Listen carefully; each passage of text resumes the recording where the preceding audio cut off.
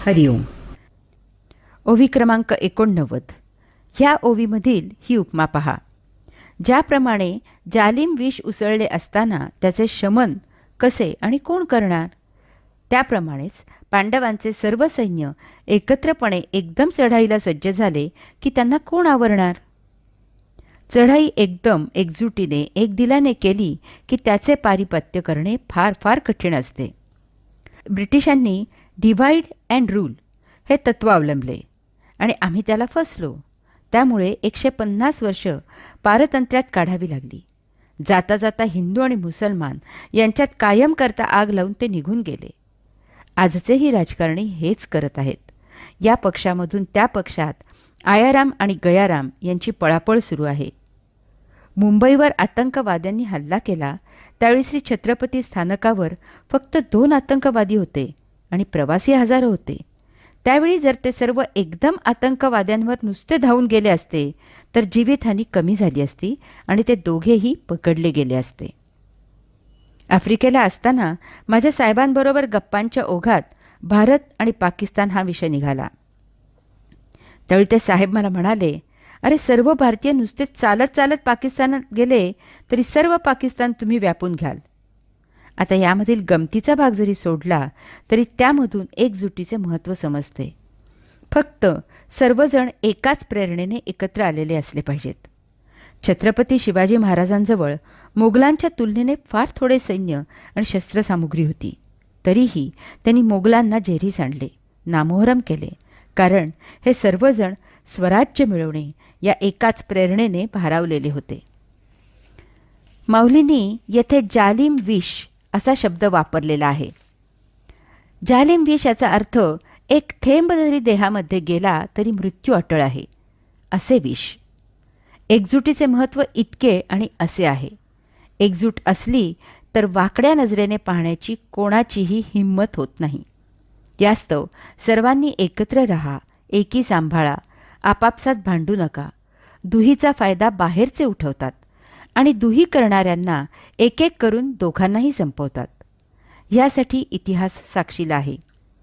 या आपापसामधील दुहीमुळेच बाहेरचे शत्रू दारात आणि शेवटी घरात आले आणि गुलाम करून राज्य करून लुटून गेले. ओवी क्रमांक 90 आणि 91 यामधील उपमा बघूया.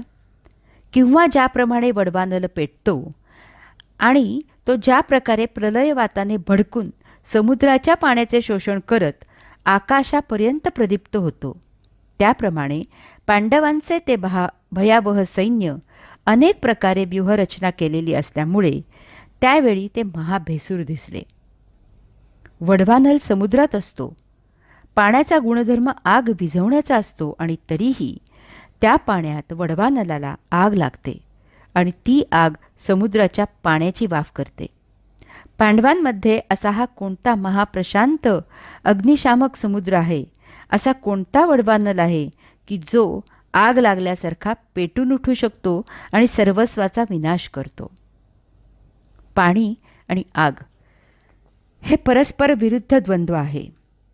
पाणी आगीच्या मानाने जास्त असेल तर आग विझते, तथापि आग पाण्याच्या मानाने जास्त असेल तर पाण्याची वाफ होते. समुद्रात महाबलाढ्य असा वडवानल असतो. त्याची धग महाभयावह असते. त्यामुळे समुद्राच्या पाण्याची वाफ होते आणि यामुळे पाऊस पडतो. ही परमात्म्याची लीला आहे. येथे माऊलींनी पांडवांना समुद्राची आणि वडवानलाची उपमा दिली आहे. पांडवांमधील युधिष्ठिर हा प्रशांत, धर्मपरायण आचरण करणारा, न्यायाने वागणारा, समयोचित निर्णय घेणारा आहे. तो म्हणजे समुद्र आहे. महापराक्रमी असलेले भीमार्जुन हे वडवानल आहेत. त्यांच्यामधील शौर्यरूपी, पराक्रमरूपी, वीरश्रीरूपी आग भडकली की ती शमन करणे अशक्य होते.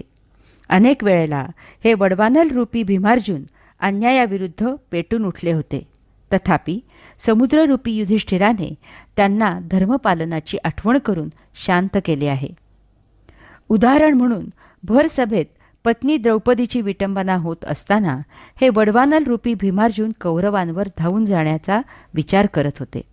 तथापि आत्ता आपण कौरवांचे गुलाम झालेले आहोत, तेव्हा या क्षणी गुलामासारखेच वागा आतताईपणा करू नका असे सांगून वडवानल रूपी भीमार्जुनांना समुद्ररूपी युधिष्ठिराने शांत केले आहे. तथापि आता परिस्थिती भिन्न आहे. येथे पांडव आणि कौरव रणांगणावर युद्धासाठी म्हणूनच एकमेकांसमोर उभे आहेत. येथे युधिष्ठिर रूपी समुद्रामध्ये भीमार्जुन रूपी वडवानलाची आग भडकणार आहे, ती पेटणार आहे. महाभयंकर रौद्ररूप धारण करून तिच्या ज्वाळा गगनापर्यंत वर उचंबळून भिडणार आहेत आणि त्यात कौरवांची राख होणार आहे. त्याप्रमाणे पांडवांच्या सैन्याची महाआक्रमक अशी व्यूहरचना अनेक प्रकारे केलेली होती.